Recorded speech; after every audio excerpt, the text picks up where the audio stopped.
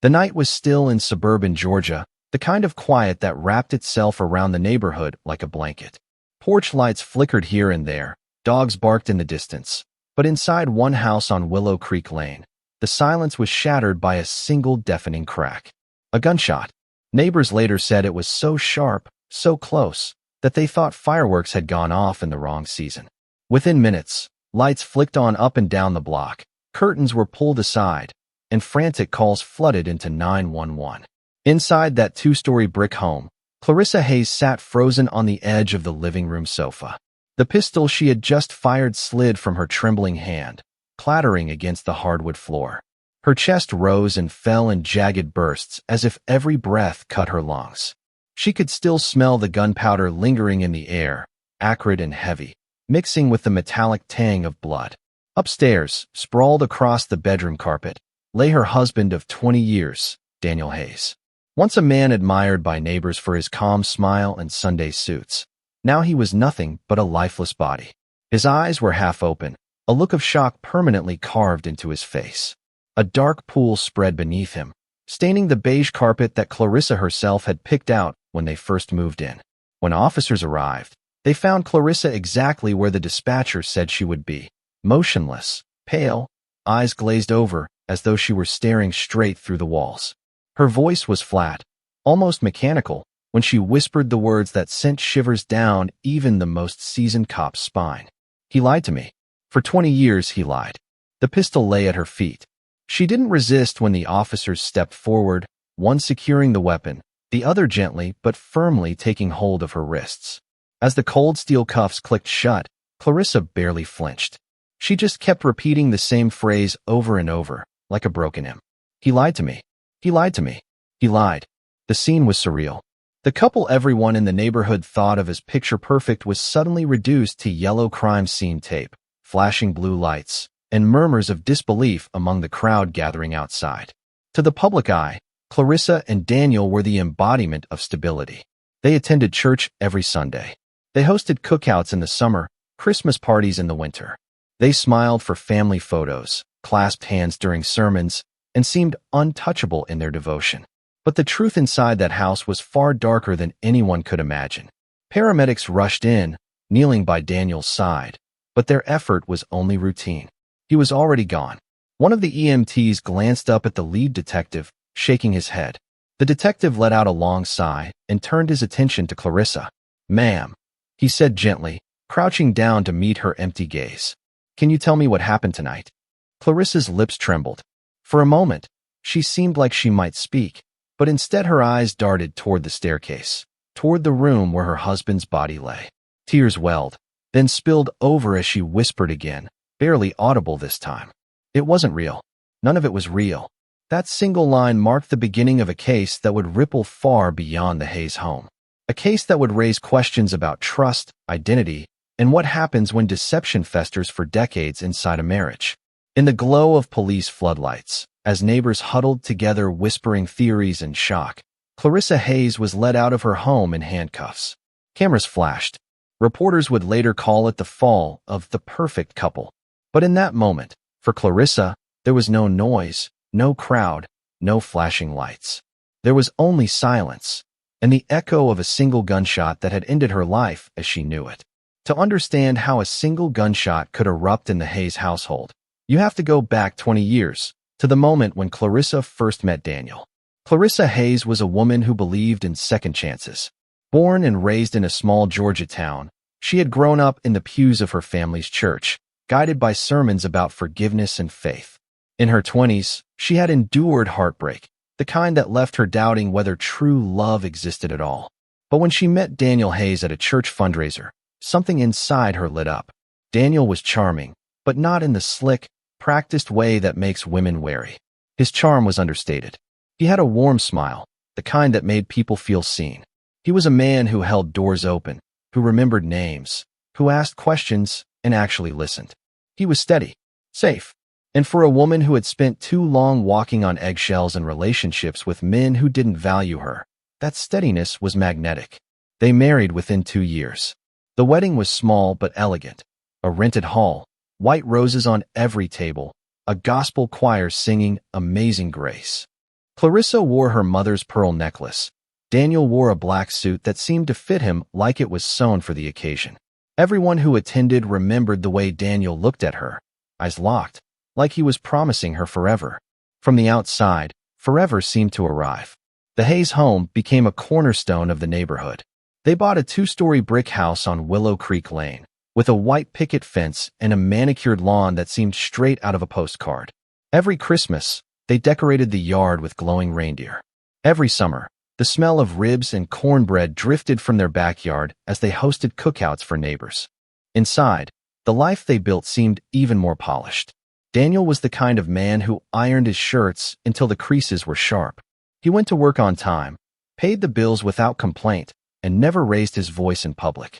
Clarissa, meanwhile, became the heart of the home, a woman known for her sweet tea, her gospel singing, and her ability to make anyone feel welcome at her table.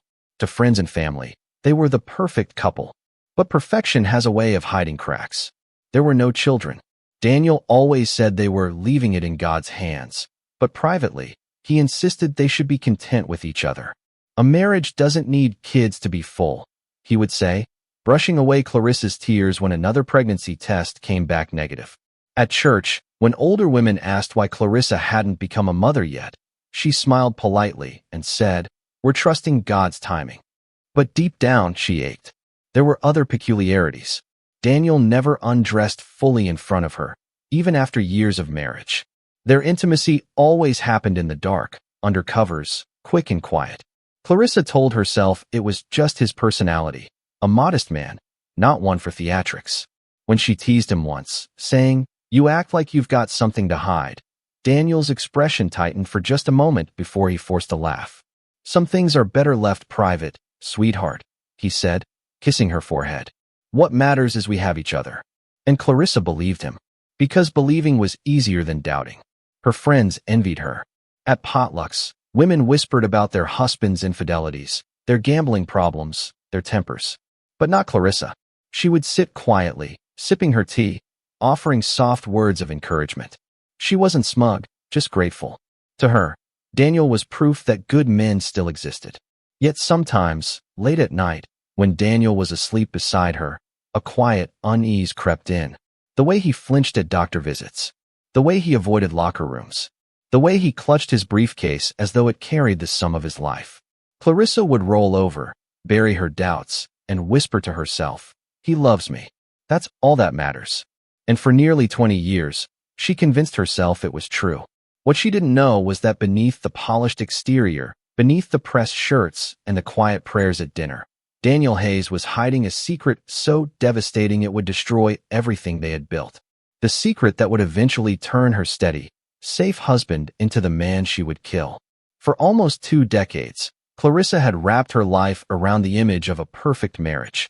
To everyone outside their home, it was a picture that never frayed. But behind closed doors, small details began to scratch at her peace of mind, like whispers she couldn't quite silence. It started with the doctor visits. Daniel hated them. Whenever Clarissa scheduled a routine checkup, he found a reason to avoid going. Once, he claimed an urgent meeting at work. Another time, he said he had a stomach bug and canceled last minute. Clarissa brushed it off as stubbornness. Men hated doctors, right? But deep down, she couldn't shake the thought that he was hiding more than just fear of needles. Then there were the questions about children. Clarissa's longing for a baby had never faded. Each passing year only made the ache sharper. She'd watch mothers at church cradle newborns, their tiny hands clutching at necklaces or curling into soft fists, and her chest would tighten. "Daniel," she whispered one night, lying in bed with tears pooling in her eyes. "What if we tried fertility treatments? What if there's something we can do?" He rolled away from her, his back stiff. "Clarissa, please. We've been over this. God's plan is bigger than ours. We don't need children to be complete. But what if God's plan is giving us a chance through medicine?" She pressed, desperate, her voice cracking. Silence stretched between them. Finally, Daniel muttered, "Drop it." I said no. It wasn't just the words. It was the way his voice trembled, the way he clutched the sheets as though holding on for dear life. Clarissa lay awake long after, staring at the ceiling, wondering why the man she loved couldn't meet her halfway on the one dream she held closest. Over time, Other moments began to chip away at her certainty. Daniel always insisted the lights stay off when they were intimate. At first, she thought it was shyness, maybe even romance, keeping things mysterious. But after 20 years, it felt strange. Intimacy wasn't supposed to be hidden in shadows. Once, during a heated argument about money, Clarissa snapped, "You act like you've got secrets, Daniel. Like you're afraid of me really seeing you." The color drained from his face. For a split second, his mask slipped, and she saw something raw flicker in his eyes, fear, pure and sharp. Then he straightened his tie, forced a laugh, and shook his head. "Secrets? Baby, the only secret I've got is how much I love you." He pulled her into a hug, kissing her hair, whispering assurances. And she let herself believe it, because believing was easier than facing the unease clawing at her chest. But unease has a way of growing roots. One afternoon, while cleaning the closet, Clarissa noticed a small black box tucked behind Daniel's neatly folded suits. When she reached for it, he appeared almost instantly, as though he'd been watching. His hand slammed the closet door shut before she could touch the box. "What's in there?" she asked, startled. "Private papers," he said sharply. His voice was low, clipped, almost threatening. "Private? We're married, Daniel. What could be so private?" His jaw tightened. "Some things don't need to be shared. Trust me." For the first time in 20 years, Clarissa felt cold in her own home. That night, she replayed the moment over and over in her head. Daniel's eyes hadn't looked like the eyes of a man hiding financial documents. They looked like the eyes of a man cornered, desperate to keep something buried. The doubts piled up, the canceled doctor visits, the refusal to talk about children, the nights spent in darkness, the locked box in the closet. Clarissa told herself she was overthinking. She told herself that marriages had quirks, that every husband had habits wives didn't understand. Yet the whispers in her head grew louder. And sometimes, when Daniel touched her, she caught herself wondering, who exactly am I married to? She didn't know it yet, but those whispers were the beginning of a storm that would end not in words, but in gunfire.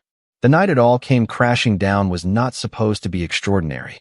Clarissa had spent the afternoon folding laundry, humming softly to an old gospel record, while Daniel said he had errands to run. He kissed her cheek on the way out, told her he wouldn't be long, and disappeared into the fading daylight. Alone in the quiet house, Clarissa busied herself with chores. But when she walked into the bedroom, her eyes fell on the closet, the same closet where the small black box had once glimmered like a forbidden secret. The thought gnawed at her. For weeks, she had pushed the memory aside. But tonight, something was different. She couldn't ignore the pull any longer. Her hands trembled as she reached for the top shelf, moving past Daniel's crisp shirts, past the boxes of old tax records. And there it was again, the black case, tucked neatly, waiting like a coiled snake. Clarissa hesitated. Her heart thundered in her chest, warning her that once she opened it, there would be no going back. But curiosity, fueled by years of suspicion, overpowered fear. She unlatched the box. What she found inside nearly stopped her heart. Nestled carefully on velvet lining was something that made her stomach twist, a prosthetic. A synthetic, lifelike piece of flesh-colored silicone, designed to mimic the male anatomy. Except this one wasn't flesh-colored at all. It was jet black. Clarissa staggered back, her hand flying to her mouth. For 20 years, for every night they'd shared together, she believed she was with her husband in the most intimate of ways. And now, staring at this cold, artificial object, the truth came crashing in. She had been living in a lie. Her mind spun. The memories replayed like cruel jokes, the nights in the dark, the avoidance of doctors, the excuses about children. All of it, every single excuse, had been building to this one devastating truth. Tears blurred her vision as she whispered to herself, "Dear God, what did he do to me? What has my life been?" The front door creaked open. Daniel's footsteps echoed in the hallway. Panic surged through Clarissa as she slammed the box shut, but it was too late.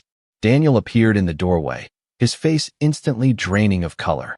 You opened it," he said, his voice breaking. Clarissa's body trembled, anger and grief colliding inside her. "What is this, Daniel? 20 years you've been lying to me." She held up the prosthetic with a shaking hand, her voice a raw scream. "This is who you are? This is what you've hidden from me." Daniel stepped forward, hands outstretched, desperate. "Clarissa, listen to me. Don't you dare." She cut him off, tears streaking her face. "Don't you dare tell me this doesn't matter. You built our marriage on a lie. You robbed me of children. You robbed me of the truth. You robbed me of everything." Daniel's eyes were wide, pleading. "I loved you. Every day. I loved you. Does it really matter what's real or not? What we had was real, Clarissa. What we shared was love." Her sob turned into a bitter laugh, one that shook from the core of her being. "Love? You don't lie to the woman you love for 20 years. You don't trap her in a sham marriage and call it love." Daniel's shoulders sagged, his secret now exposed. "I was afraid. Afraid you'd leave me. Afraid you'd see me as less of a man. I thought if I could just keep it hidden, you'd never have to know. And maybe we could keep our life together." Clarissa's rage boiled over. She slammed the object onto the floor, her voice rising like thunder. "I was married to a shadow, to something that doesn't exist.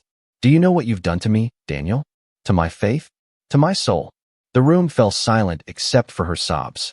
For the first time, Daniel looked small, broken, not the confident man in pressed shirts, but a figure caged by his own deception. He reached for her, whispering, "I'm still me. I'm still your husband. We can get through this."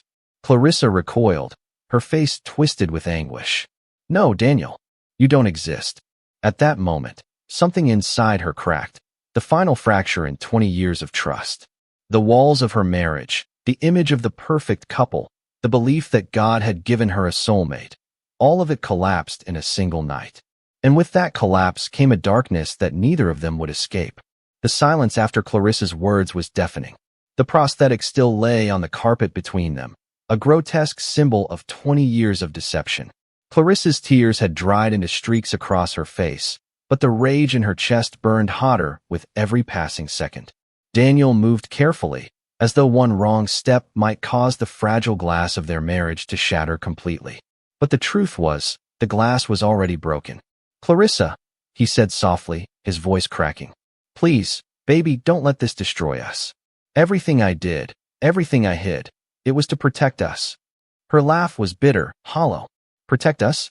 You didn't protect me. You humiliated me. You stole 20 years of my life. You let me pray for children, beg for children, all while knowing you could never give them to me. And you called that love?" Daniel's eyes glistened. "I thought if I gave you stability, if I gave you a home, if I gave you me, that would be enough." Clarissa's voice rose, sharp with anguish. "But you weren't you. You were a lie dressed in a suit and tie. I was married to an illusion." Her body shook as memories of their life together reeled through her mind. The cookouts, the Sunday services, the way neighbors envied their marriage. None of it was real. Every moment now tasted like ash. Daniel stepped forward, his hands trembling. "Clarissa, I know I failed you, but I'm still here. I'm still the man who held you when your mother died. I'm still the man who prayed with you at night. That was real. That was love." Clarissa backed away, her hand brushing against the nightstand drawer. Her heart hammered. Inside that drawer was the small revolver Daniel had insisted they keep, just in case. Her voice dropped to a whisper, ragged and hoarse. "You don't get to rewrite what you did. You don't get to look me in the eyes and tell me 20 years of lies were love." Daniel reached for her arm. "Please, don't." Her hand shot into the drawer. Cold steel met her palm. She pulled out the revolver and leveled it at him with shaking hands. Daniel froze, eyes wide, breath shallow. "Clarissa, no. Don't do this." Tears welled again, but they didn't soften her rage. "Do you know what it feels like to realize your marriage was nothing but smoke and mirrors? To realize the man you devoted your life to doesn't even exist? You killed me already, Daniel. You killed me every day I prayed for a child you knew I'd never have. Every night you turned off the lights to keep me blind. You've been killing me for 20 years. Daniel's voice broke. "I was scared, Clarissa. Scared you'd leave me. Scared no one would love me for who I really was." Her finger hovered over the trigger. "And you were right. No one can love a ghost." The words cut through the room like knives. Daniel took a desperate step forward. "We can fix this. Therapy, doctors, anything. Please, baby, don't throw away our life over one mistake." One mistake. Her voice rose into a scream, filled with the fury of a lifetime of betrayal. "This wasn't one mistake. This was my whole life." The revolver shook in her grip. For a fleeting second, she thought she might collapse under the weight of it, might drop the gun and walk away. But then her eyes fell on the prosthetic still lying on the floor, black and silent like a snake that had slithered into her marriage. The sight ignited a fire she could no longer contain. "Clarissa, please," Daniel begged, his hands trembling, tears streaming down his face. "Don't let anger take you. Don't let this be the end of us." But in Clarissa's heart, it was already over. "The dam broke. I already buried us," she whispered. "And now I'm burying the lie." Her finger tightened. The room exploded with sound. The gunshot reverberated through the walls, rattling picture frames and shattering the illusion of perfection that had defined the Hayes household for decades. Daniel staggered back, eyes wide with disbelief, before collapsing onto the carpet. His body convulsed once, then went still. The revolver slipped from Clarissa's trembling hand, clattering against the floor. For a long moment, she stood frozen, the echo of the shot ringing in her ears. Then the reality sank in. Her husband, or the man she thought was her husband, was gone. She fell to her knees beside him, sobbing, her hands clutching at his shirt as though she could shake him back to life. "Why, Daniel? Why didn't you trust me? Why didn't you give me the truth?" There was no answer, only silence. The weight of 20 years crashed down on her shoulders all at once. The dinners, the prayers, the laughter, the dreams of children, the quiet nights in their perfect little house. All of it had vanished in a single gunshot. Somewhere outside, a neighbor's dog barked, the sound piercing through the night. Lights flickered on in nearby homes. Soon, there would be sirens. Soon, there would be questions she couldn't answer, handcuffs she couldn't escape. But in that moment, Clarissa Hayes wasn't thinking of prison. She wasn't thinking of the law or of justice. She was thinking of the 20 years she had given to a man who had never really existed. She pressed her forehead against his chest, whispering one last time, "You lied to me. You lied to me." And as the sirens wailed in the distance, Clarissa closed her eyes, knowing she had pulled the trigger not only on Daniel's life, but on her own. The sirens came first, wailing in the distance like a warning from the heavens. Blue and red lights soon flooded Willow Creek Lane, painting the quiet suburban street in chaotic colors. Neighbors crowded their porches, whispering, clutching robes and coffee mugs, trying to make sense of what could have happened inside the Hayes home. Inside, Clarissa was still on her knees beside Daniel's body when the first officers entered. The revolver lay a few feet away, gleaming under the soft glow of the bedside lamp.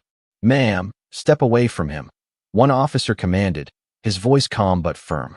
Clarissa lifted her tear-streaked face. Her eyes looked empty, like the light had drained from them. She didn't argue, didn't resist. Slowly, she rose to her feet, her hands shaking as though the weight of the gun was still in them. "He lied to me," she whispered, almost inaudible. "For 20 years he lied." The officers exchanged a look. They had heard confessions before, but this wasn't a boast or an excuse. This was the sound of a soul cracking open. As one officer cuffed her wrists, Clarissa barely flinched. She stared past them, her eyes fixed on Daniel's lifeless body. The paramedics who rushed in confirmed what she already knew. Time of death, moments after the shot. Detective James Carver arrived not long after. A seasoned investigator with gray at his temples and weariness etched into his face.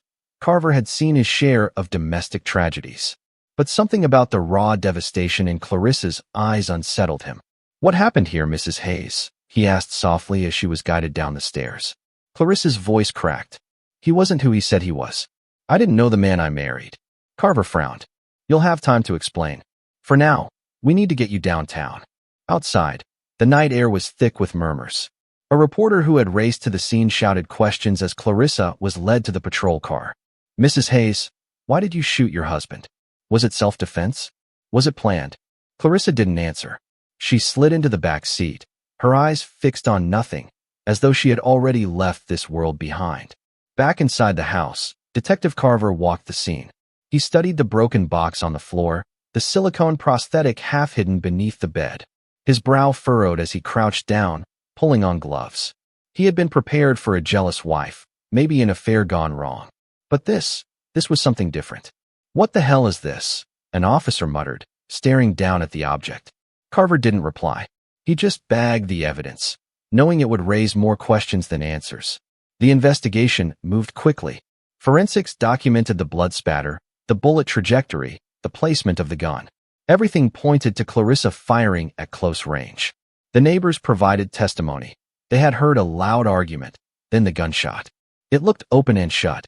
But Carver wasn't convinced it was that simple. At the station, Clarissa sat in a cold interrogation room, her wrists still cuffed to the table. Her body trembled as though every muscle was caught between fight and collapse. When Carver entered, she didn't lift her head. "Clarissa," he said gently, pulling out a chair. "I need you to tell me, in your own words, what happened tonight." Her eyes finally met his, filled with a grief so raw it unsettled even him. "He wasn't real. Not the man I thought he was. He built our whole life on lies. Do you understand what that does to someone? To give your soul to a man who never really existed." Carver leaned back, choosing his words carefully. "Help me understand. What do you mean he wasn't real?" She shook her head, tears spilling down her cheeks. I can't say it out loud. But you'll see. It's in that box. You'll see what he was hiding." Carver's stomach tightened. He already had a sense of what she meant, but hearing the anguish in her voice gave it a new weight. As the hours passed, the pieces began to emerge. Background checks revealed that Daniel Hayes had legally changed his name years before meeting Clarissa. Old records hinted at surgeries, abandoned identities, secrets buried deep. The man everyone thought they knew was far more complicated than the polished husband who cut his grass on Saturdays and shook hands at church. When Detective Carver dug deeper into Daniel Hayes' past, the truth was even murkier than he imagined. A background check revealed that Daniel Hayes was not the name he was born with. Decades earlier, he had legally changed his identity, leaving behind another life in another state. Old court records showed fragments of a story he had worked hard to bury, petitions for a name change, sealed medical files, and an estranged family who hadn't seen him in years. Carver made a call to an older relative listed in one of those dusty files. The woman's voice shook as she answered. "You found him," she whispered. "We always wondered what happened after he left." She explained that Daniel, or the man they once knew by another name, had vanished in his 20s, cutting ties with everyone. He had spoken of wanting to start fresh, to become someone new, to hide parts of himself he believed no one would accept. He always feared being rejected, the woman said softly. But he didn't realize hiding the truth would destroy him in the end. Carver hung up the phone with a chill running down his spine. The pieces made sense now. The secrecy, the avoidance of doctors, the way Daniel guarded his life as if every detail were a threat. He had been running not just from his past, but from himself.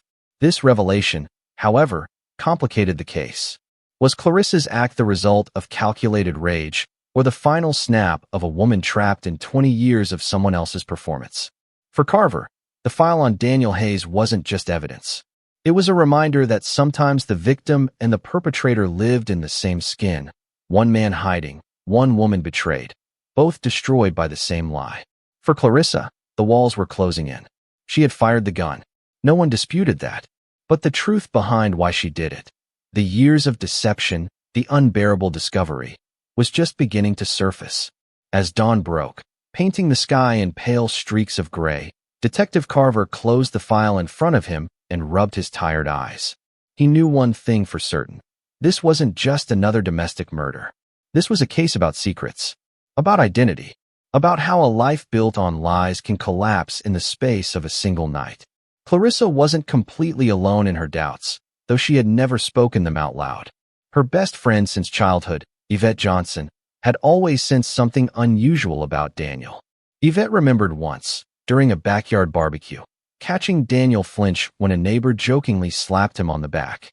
His reaction was too sharp, too defensive for such a harmless gesture. Later that evening, when Yvette teased Clarissa about how uptight Daniel seemed, Clarissa only laughed it off. But Yvette never forgot the look in his eyes. After Daniel's death, Yvette sat for hours with investigators, her voice low but steady. Clarissa was loyal to a fault, she told Detective Carver. She would have followed that man into a burning building. But I could tell something was wrong. You spend 20 years in the dark with a man like that. It chips away at you. She hid it from us because she didn't want to admit she was living in a marriage built on questions. The jury would later hear Yvette's testimony. Watching her friend on the witness stand, Clarissa couldn't lift her eyes. Yvette's words weren't cruel, they were filled with sorrow. I don't think she killed him out of hate, Yvette said softly. I think she killed him because the truth broke her. And when you break a woman like Clarissa, who gave everything she had to love him, there's no putting her back together. The courtroom had gone silent. Even Prosecutor Harrington, who thrived on hard facts, shifted in his seat at the raw honesty in Yvette's voice.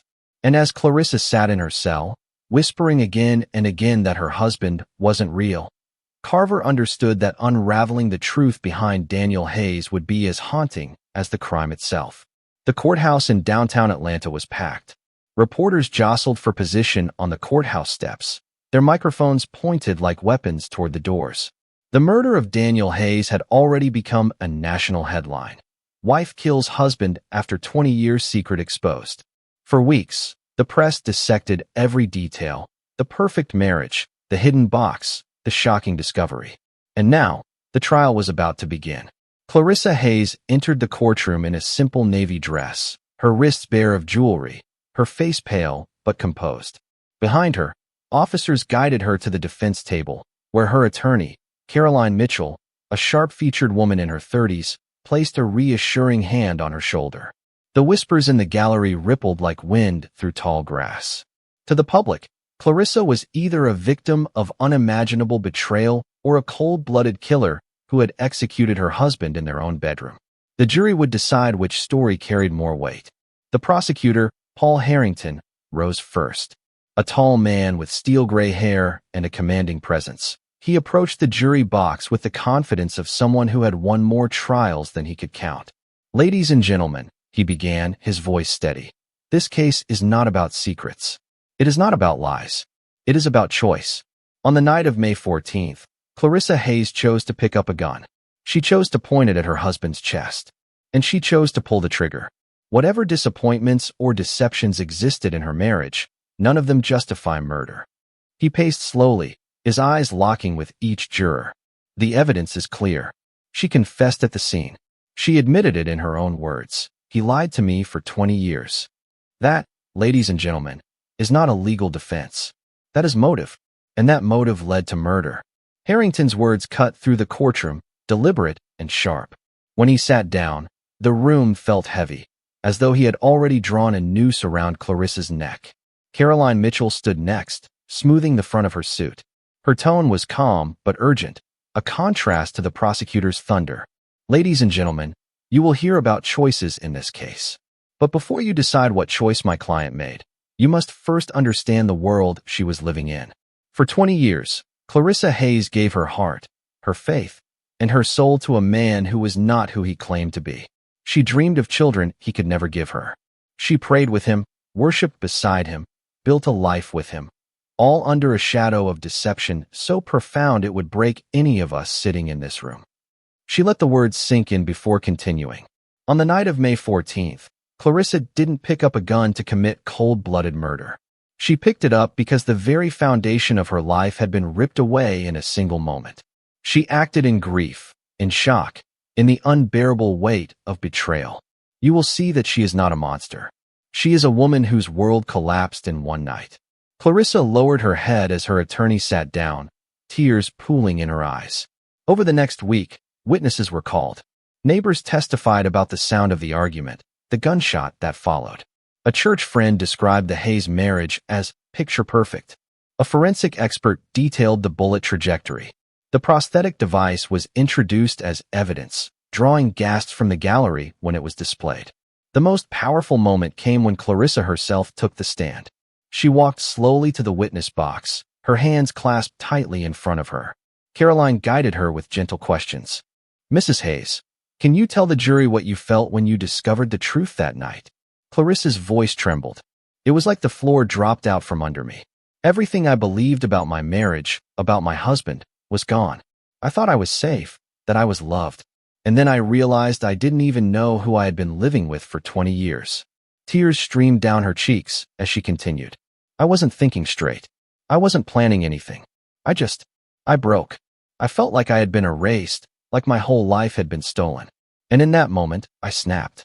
The courtroom was silent, every ear straining to catch her words. Then came the cross-examination. Harrington rose, his eyes cold. Mrs. Hayes, you claim you snapped. But isn't it true you had time to think? You went to the drawer, You took out the gun. You pointed it. That doesn't sound like a snap. That sounds like a decision. Clarissa's lips trembled. I wasn't thinking. My hands moved before my mind did. Harrington pressed harder. And yet, after 20 years of marriage, the first time you discovered something you didn't like, your reaction was to kill your husband? That's not shock, Mrs. Hayes. That's rage. That's vengeance. Clarissa broke down on the stand, sobbing uncontrollably. Caroline quickly objected. The judge granted a brief recess, and the jury was escorted out. But the damage was done. Harrington's words lingered in the air. When the trial resumed, Caroline's closing arguments pleaded with the jury to see Clarissa's humanity. Harrington's closing was relentless, hammering home the point that lies never justify murder. The fate of Clarissa Hayes now rested in the hands of 12 strangers. The jury deliberated for more than 20 hours. They pored over testimony, sifted through evidence, and replayed Clarissa's haunting words on the stand. Behind closed doors, the debate raged. Was she a cold-blooded killer or a broken woman who snapped after 20 years of deception? When the jurors finally filed back into the courtroom, the air was thick with anticipation. Reporters leaned forward, pens poised, cameras clicking softly. Clarissa sat at the defense table, her hands clasped so tightly in her lap that her knuckles turned white. Caroline Mitchell whispered in her ear, "Whatever happens, remember you told your truth." The judge asked the foreman for the verdict. "We, the jury, find the defendant, Clarissa Hayes."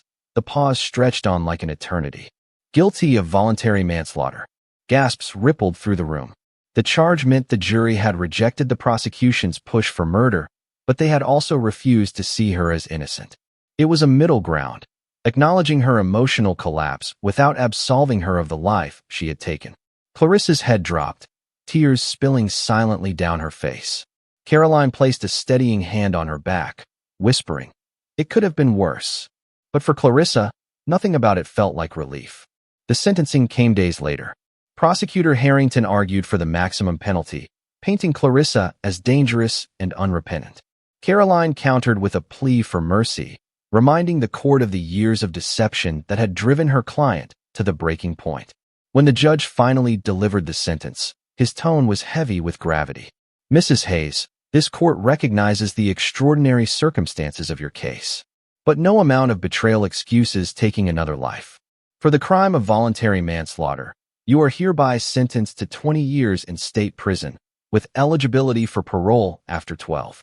Clarissa closed her eyes. She had been bound to Daniel for 20 years.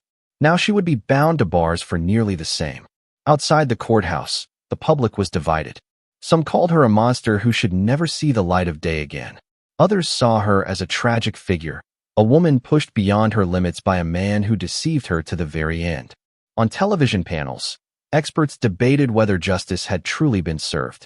At church, whispers replaced hymns. Some members spoke of forgiveness, urging prayers for both Daniel and Clarissa. Others shook their heads, muttering that sin had poisoned even the most perfect-looking of marriages. For the Hayes neighbors, the image of the happy couple hosting barbecues in their backyard would forever be replaced with the memory of flashing police lights and the sound of a gunshot echoing through the night. Detective Carver, the man who had led the investigation, watched the coverage from his office.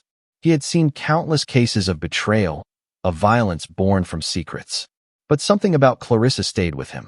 In his report, he had written one simple line. Both the victim and the defendant lived in prisons of their own making. One built on lies, the other built on blind faith. For Clarissa, prison became a strange kind of clarity. In her cell, she wrote letters she never sent, filled with questions that had no answers. Why didn't you trust me? Why didn't you give me the truth? Why didn't you let me decide if I could love you as you were? She never found peace in the answers. But she found something else, acceptance. On visiting days, Caroline sometimes came to see her, bringing updates from the outside world. "People are still talking about your case," she said once. "Some hate you, some sympathize, but no one has forgotten." Clarissa nodded, her voice quiet. "I don't want them to remember me. I just want them to remember the danger of lies." The world outside moved on, but inside, time slowed to the rhythm of prison clocks. Each clang of the bars reminded Clarissa of the gunshot that had ended her old life. She was no longer the wife of Daniel Hayes, no longer the woman envied by neighbors. She was an inmate, a widow, a cautionary tale. And yet, in the stillness of night, she often whispered the same words she had whispered on the night of his death. "You lied to me."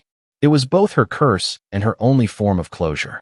Years passed, but the name Clarissa Hayes never disappeared from public memory. Some true crime cases fade into obscurity, but this one lingered because it struck at the heart of a question that haunted everyone who heard it. What do we really know about the people we love? In prison, Clarissa became a quiet figure. She was not violent, not rebellious. She spent her days reading scripture, volunteering in the library, and writing page after page in her journals. To the guards, she was respectful, almost fragile. To fellow inmates, she was the woman who killed her husband after discovering the ultimate betrayal. Some treated her with pity, others with disdain. But to Clarissa, their opinions no longer mattered. The only judgment that remained was the one she faced each night when she closed her eyes. Her letters, never mailed, never addressed, filled notebook after notebook. They were written to Daniel, though she knew he would never read them. "You stole my choices. You stole my truth. You made me love a man who never existed." Yet sometimes, in the same letters, she confessed her own guilt. "I could have walked away. I could have left instead of pulling the trigger. I let rage guide me, and now we're both buried. You in the ground, me behind bars." Outside, the case sparked debates in churches, on talk shows, even in college ethics classes. Was Clarissa a murderer plain and simple, or a woman driven to the brink by deceit, so profound it unraveled her sanity? Was Daniel a victim of violence, or a man who had orchestrated a lie so deep that it became a cage for them both? The community never found consensus. Some saw Daniel as a tragic figure, a man who feared rejection so much he built his life on secrecy. Others saw him as manipulative, selfish, someone who denied his wife the dignity of knowing the truth. And Clarissa, to some, she was a cold-blooded killer. To others, she was simply another casualty of deception. Detective James Carver, long retired by then, often thought about the case. He had closed hundreds in his career, but none haunted him like the night he watched Clarissa whisper, he wasn't real. To him, the tragedy wasn't only the gunshot. It was the years before it. The years when truth could have been spoken, but never was. When Clarissa became eligible for parole after 12 years, the hearing room was filled once again. Victim advocates argued she should remain behind bars. Supporters insisted she had paid enough for her crime. When asked if she had anything to say, Clarissa rose slowly, her voice steady though her hands trembled. "I can't undo what I did. I can't give Daniel his life back. And I can't give myself back the 20 years I lost to lies. I wake up every day knowing I ended a life. That guilt will never leave me. But I also wake up every day with a broken heart, because the man I thought I loved never existed. Both of us are gone, in different ways. I am asking not for freedom, but for the chance to live whatever is left of my life in honesty, something we never had in that house." The board granted her parole. Clarissa left prison a grayer, thinner version of the woman who had walked in. She carried no suitcase, only a box of journals filled with letters Daniel would never read. She did not return to Willow Creek Lane. The house had long been sold, the lawn where neighbors once gathered for barbecues now tended by another family. To them, it was just a home. To Clarissa, it was a tomb. In the years that followed, she kept to herself, working at a small thrift shop run by a church group. She lived quietly, almost invisibly. Yet the shadow of her story never left. True crime programs retold the saga, sometimes sensationalizing, sometimes sympathizing. Writers called it the marriage that wasn't real. But for Clarissa, it was simply her life, and her punishment. In one of her final journal entries, she wrote, "The real prison was never the walls around me. It was the 20 years I lived without the truth. If Daniel had trusted me, maybe I would have loved him as he was. Or maybe I wouldn't. But at least I would have been free. Lies keep us chained. And lies kill, even before a gun ever does." That line, discovered after her death, became the closing note of countless documentaries and articles. The case of Clarissa and Daniel Hayes wasn't just a story of a marriage gone wrong. It was a mirror held up to every listener, every viewer, forcing them to ask, how well do we know the people we love? And what secrets could destroy us if we ever uncovered them? In the end, there were no winners. Daniel lay in his grave, buried with his secrets. Clarissa lived out her years in quiet exile, carrying the weight of both betrayal and guilt. But the echo of their story remained, a reminder that the most dangerous lies are not the ones told to strangers, but the ones whispered in the dark between husband and wife.